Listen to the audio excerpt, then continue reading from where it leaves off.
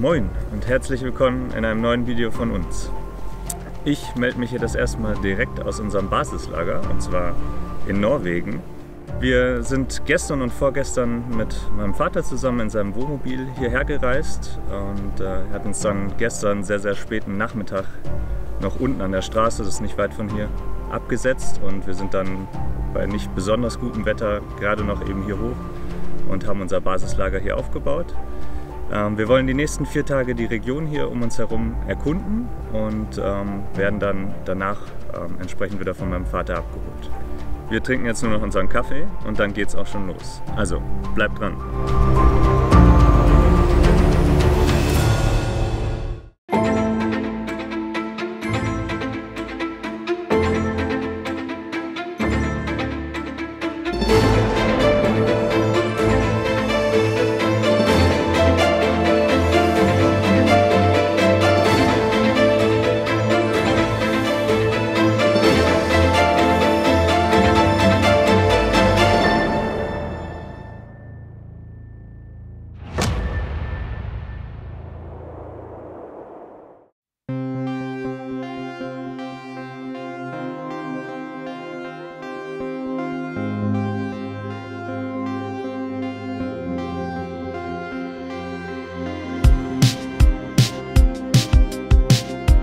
Falls ihr nicht das Glück habt, wie wir es diesmal haben, durch die Gegend kutschiert zu werden, finden sich immer wieder kleine Parkmöglichkeiten wie diese, auf denen man sein Auto bedenkenlos parken kann.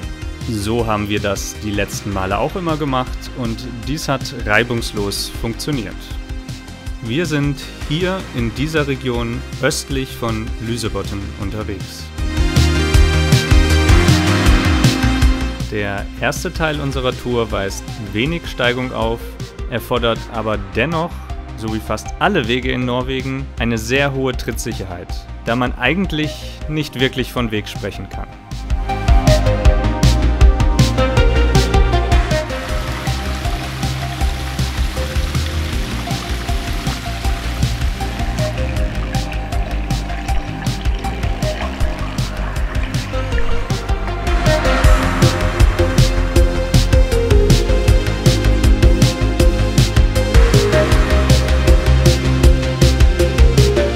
Auch sumpfige Partien wie hier sind keine Seltenheit und ihr solltet nicht nur festes, sondern am besten auch wasserdichtes Schuhwerk tragen. In der Regel sollte ein T, wie man es hier im Bild sieht, einen den Weg weisen. Das bedeutet, wenn man an dem einen T steht, sollte im besten Fall das nächste zu sehen sein und man weiß dann, wohin man gehen muss. Die Betonung liegt hier auf im besten Fall. Wie dieses T sind die meisten nur auf losen Felsen, die durch das oft sehr raue Wetter umkippen oder verwittern können. Und häufig muss man das nächste etwas suchen. Wenn man Glück hat, ist wie hier gerade in der Region zumindest ein leichter Trampelpfad erkennbar, dem man folgen kann. Aber dies ist nicht immer der Fall. Wir empfehlen daher zur Sicherheit Hilfsmittel zur Navigation, wie zum Beispiel eine App oder ein Navigationsgerät dabei zu haben. Eine analoge Karte darf dennoch nicht fehlen, denn Technik kann auch mal versagen.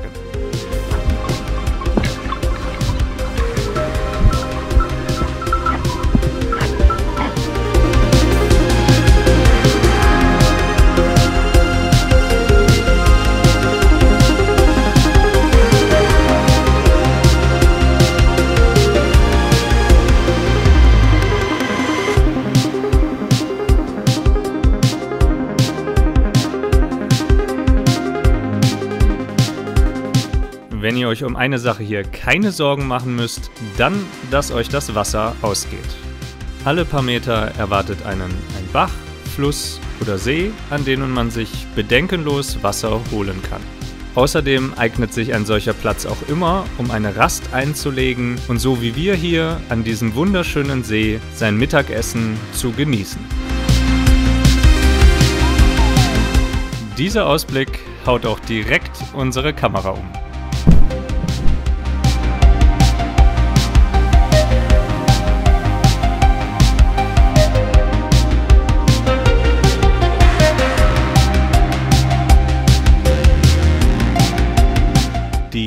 schroffe, felsige und nur wenig bewachsene Landschaft ist typisch für diese Region. Bäume findet man hier nur in den Tälern, dafür belohnt einen die Region alle paar Meter mit einem scheinbar endlosen Weitblick.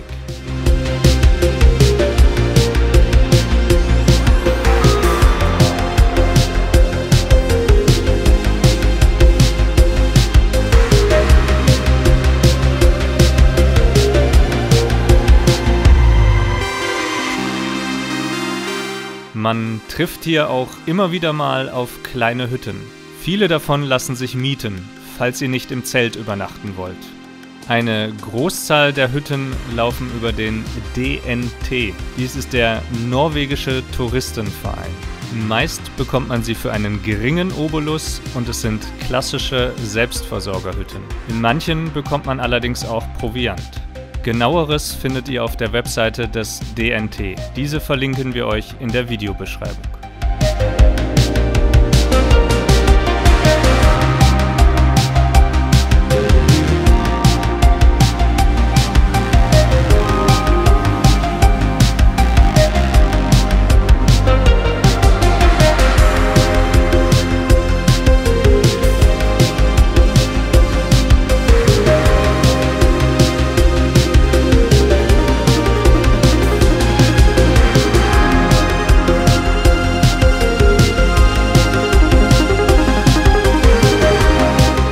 Hier sehen wir eine dieser Hütten. Wir übernachten aber lieber in unserem Zelt, denn dies ist dank dem Jedermannsrecht fast ohne Einschränkungen erlaubt und man darf hier bis zu 2 Nächte an einem Ort verweilen. Und so erkunden wir noch etwas das Ufer des Sees, um einen idyllischen Platz zu finden.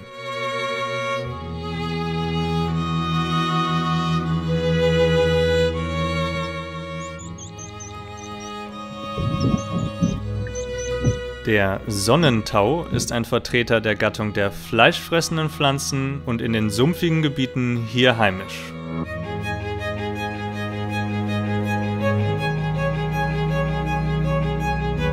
Dieser Strand soll für die heutige Nacht unser Privatstrand sein und so bauen wir hier unser Zelt auf.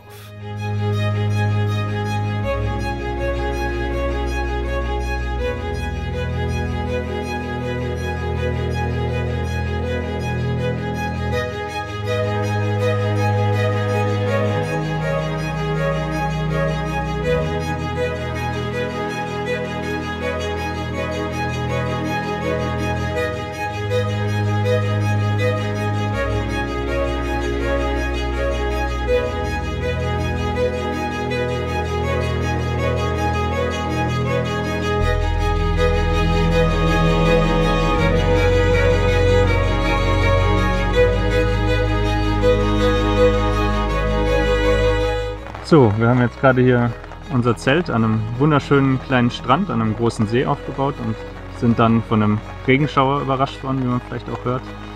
Wir warten jetzt mal ab, ob der vielleicht gleich vorbeizieht. Aber wir müssen noch Essen machen, Wasser holen und ja, dann neigt sich der schöne, aber auch anstrengende Tag, erste Wandertag, schon dem Ende. Hat Spaß gemacht. Auf jeden Fall. Mal gucken, vielleicht hört der Regen ja auch gleich wieder auf. Es regnet immer noch. Nachdem es gestern dann tatsächlich noch aufgehört hat zu regnen, können wir uns noch in Ruhe Essen machen und auch soweit das Zelt alles noch fertig machen. Die Nacht war dann auch noch ganz angenehm, aber heute Morgen hat es schon ganz früh wieder angefangen zu regnen. Wir haben noch ein bisschen gewartet, aber es will nicht aufhören. Jetzt versuchen wir hier im Zelt mal alles zusammenzupacken, um dann auch irgendwie weiterzukommen. Ja, und heute schon noch ein gutes Stück laufen. Mal gucken, wie es klappt bei dem Wetter.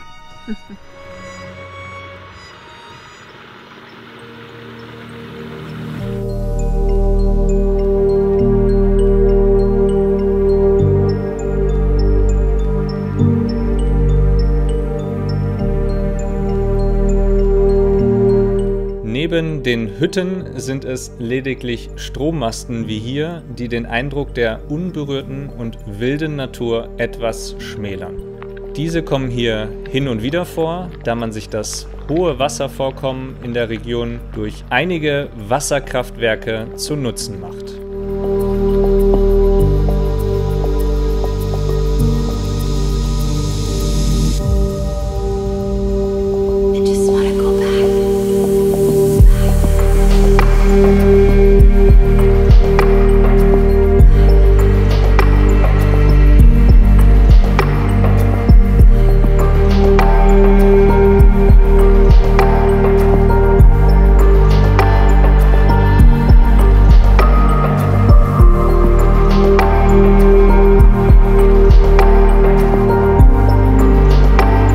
Da es nicht aufhören will zu regnen, ganz im Gegenteil nur noch stärker wird, müssen wir auch unsere wohlverdiente Mittagspause im strömenden Regen verbringen.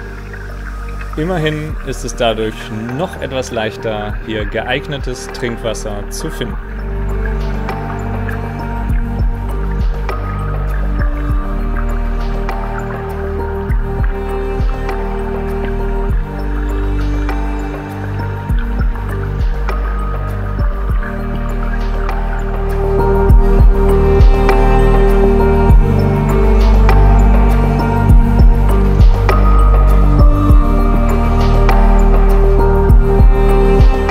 Nachdem es sich einmal eingeregnet hat, will es auch nicht mehr aufhören und die Bodenbeschaffenheit sorgt dafür, dass sich sehr schnell Wasser ansammelt, wodurch die Felsen sehr glatt werden und der bewachsene Untergrund sumpfig.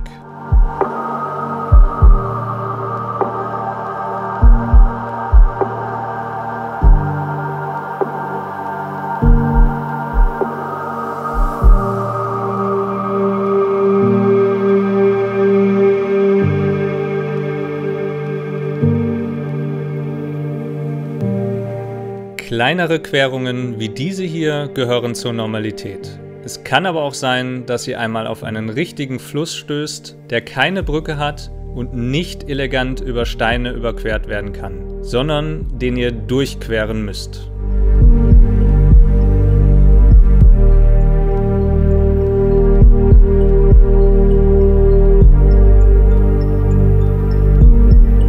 Auch wenn der Regen das Vorankommen immer anspruchsvoller macht, genießen wir trotzdem die neuen Eindrücke, die entstehen. Wo vorher noch trockener Fels war, kommen zu den schon unzähligen kleinen Bächen noch viele mehr dazu.